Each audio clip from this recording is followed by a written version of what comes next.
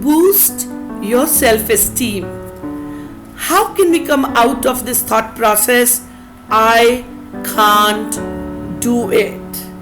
We're going to learn about 7 simple ways to boost your self-esteem. Now let's begin. Number 1, record your story.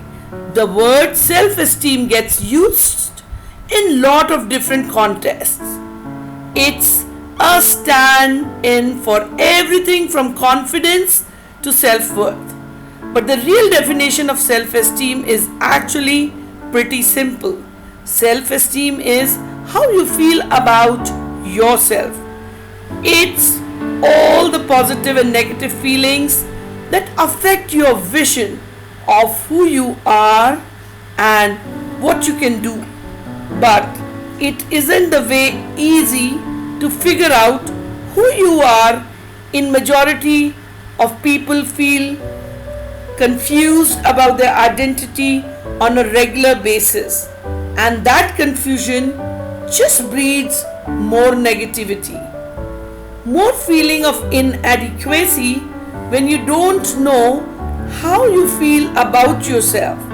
You naturally lean towards self-criticism because in your head, someone who you value themselves would know the reason why. But the truth is, you have hundreds, if not thousands of reasons to appreciate yourself, to feel good about who you are. But like most people, you take that positivity for granted. He will let it slip into the back of your mind, fade away from your personality. Instead, you focus on the 1 or 2 negative feelings they keep swirling around in your brain. So, what can you do to bring that positivity back to the surface? What's the best way to reflect on all the reasons why you deserve your own respect? Recording your life story is the fun and therapeutic strategy that countless people have used. Not only does it help you remember what you love about yourself, but telling your story also motivates you to maintain that positivity in the future. But it's not just about reflection. The fact that you're writing down your story plays an important role, because when you write something down, you have to be clear about it. You have to be concentrating on your forcing yourself to be specific about who you are. It will give you clarity you are looking for. Number 2, point of pride. Instead of looking back in time, you can also boost your self-esteem by setting goals for the future. Okay, just imagine you are an inspiring author, but you have never actually written a book. Before, you have written plenty of short stories, but you have always been too scared to try something bigger. Maybe you're worried you're going to fail, or you're just feeling overwhelmed and you don't have enough faith in yourself to make on a change. How can you build a self-esteem? You need to accomplish your dreams. Try setting something called a point of pride. A point of pride is one specific goal that you accomplish in order to prove something to yourself. Going back to our previous example, your point of pride might be to write 1 chapter, because if you can write 1 chapter, that means you can write another and another until you finish your entire book. By creating and achieving your point of pride, you are giving yourself a consistent source of motivation, and more importantly, a source of self-esteem. By taking these small steps, you will discover a genuine confidence in yourself. Your ultimate goal will finally feel like something you can realistically establish. All you have to do is to pick one manageable but challenging point of pride and concentrate all on your attention on that single goal. If you can do, your self-esteem will start to skyrocket. When people appreciate your achievements, then certainly your esteem goes higher. And when you are able to target your goals and achieve them, the esteem really take you up in the sky and you enjoy every bit of yourself. Point 3. Studying yourself. You can also boost your self-esteem by changing basic things like the way you speak. If, for example, you might be using self-critical language, you undercut your own success, you belittle your own accomplishments, and you overrate the value of people around you. The problem is you probably don't even realize that you're doing it. Become almost automatic for you. So how do you change something that you don't even think about? Try studying the way you speak every time you undermine your own achievements.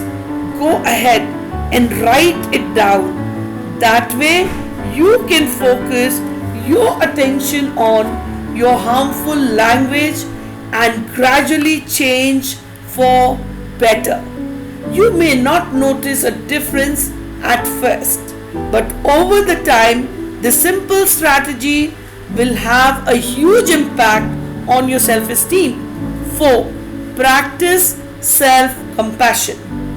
One of the hardest things of building self-esteem is learning how to forgive your own mistakes. You want to be perfect. You want to be respected and successful.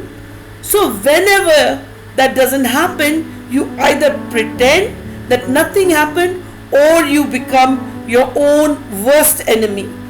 You criticize yourself and you hold a grudge. But both of these approaches have same fundamental problems. Therefore, focus on preserving the good you're trying to maintain, that fragile image of yourself. You expect to be that perfect, successful person, so you react negatively every time that doesn't happen. You either ignore your mistakes or you tear yourself down and slowly but surely you chip away at your own self-esteem. So what should you do instead? The real secret behind your self-esteem has nothing to do with preserving the good.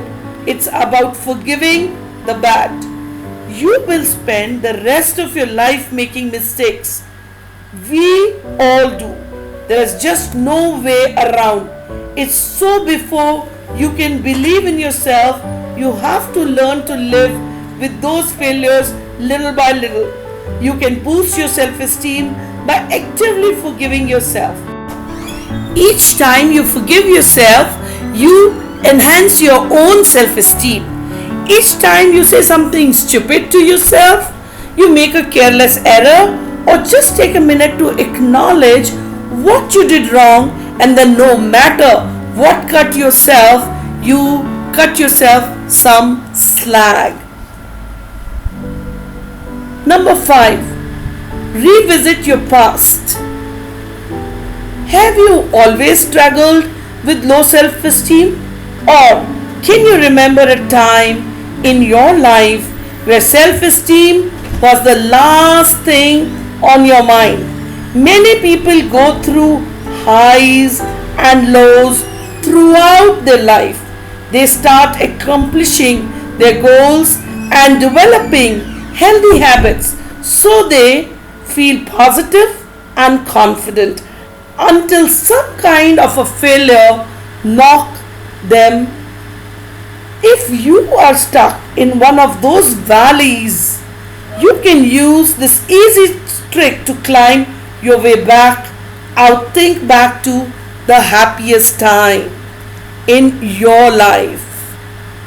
When were you the most motivated? When did you love yourself the most? Was it the last week, the last year, or even the last decade ago? Reflect on that point in your life and ask yourself this question: how did you climb to the top of that mountain? What about the period of your life stands out the most? Maybe you were excelling at work, or you might have had an amazing group of friends.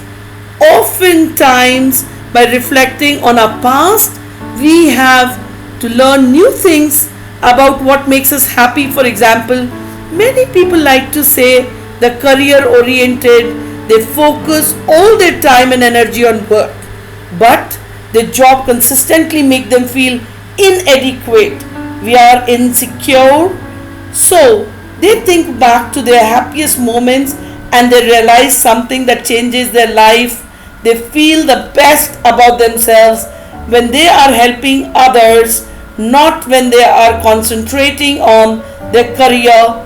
My point here is, if you are struggling with self esteem, revisiting your past is the simple, rewarding way to turn your mentality around, and you might just discover something new about your own self in process.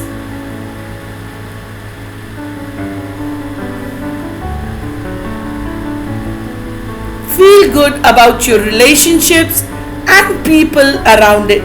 Number 6, go your own way. People want to fit in. When you are 15 years older, 50, you might think about your social standing more than you had like to admit. It crosses your mind when you are getting dressed in the morning, when you're walking through the grocery store, or when you're sitting down at your desk. But more you think about your social standing, the harder it is to build your self-esteem. One huge study which analyzed over 1,000 participants found that people who spend time trying to fit in have low self-esteem or average. It doesn't matter if you're popular, unpopular, or somewhere in the middle, because it's not about where do you fit in. The best thing you can do for your self-esteem is to stop caring altogether. That's right. Do at least one thing every day that separates you from the rest of the herd. It could be a changing your style or some obscure new hobby. It really doesn't matter as long as you're carving your own path. When you are focused on making yourself happy, you will discover all kinds of new reasons to cherish your own individuality. Enjoy your life. That is important with high self-esteem. Number 7, reclaim your values. If I ask you, what things were the most important to you, what would you say? For what would you say? The most people, it's not that hard to question. It only takes few seconds to prove your value to me. But how long has it been since you have proved your value to your own self? Even though you know what your values are, they might have been faded into the background. Maybe they have gotten lost in your usual habit and routine. You might forget to make time for your family, or you may have lost touch with your passion. By reclaiming your value, you can remind yourself who you are. You can remember what makes your life worthwhile, because that's ultimately where most of your self-esteem comes from. From when you know yourself, the kind of the person that you are, you can learn to like yourself. So set aside some time every week or every day, if you can, to reclaim your values and make some time to the conscious decision that prove who you are.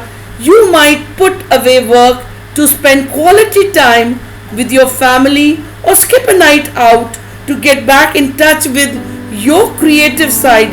Each time you make these choices, not only do you value get stronger, you also feel proud to call them your own.